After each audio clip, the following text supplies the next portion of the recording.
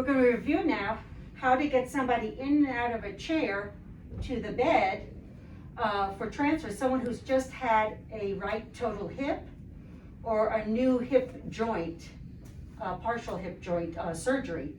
Because the original hip was dislocated during the surgery, there's certain positions you have to avoid re-dislocating that hip.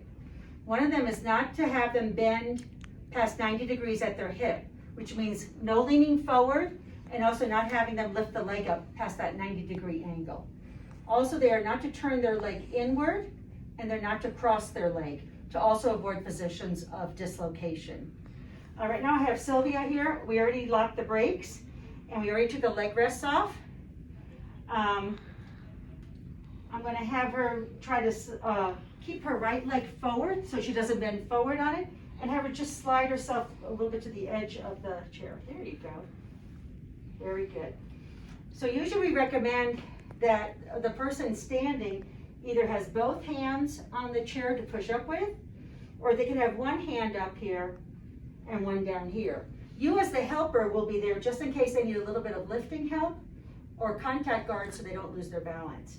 So Sylvia, go ahead and try to stand up and try not to bend forward over that right leg. All right, you ready? 1, 2, 3. Very good.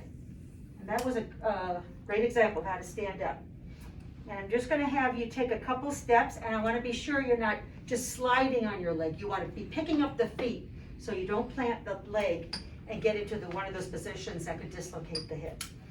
And I'm just here, contact guard, and I make sure she doesn't lose her balance. And she's going to get nice and close to the bed. She's going to make sure that the right leg is forward so she doesn't bend it too far. And you can reach back maybe with your left hand for the bed and just as easy as possible sit with as little leaning forward as possible. And that was nice and smooth.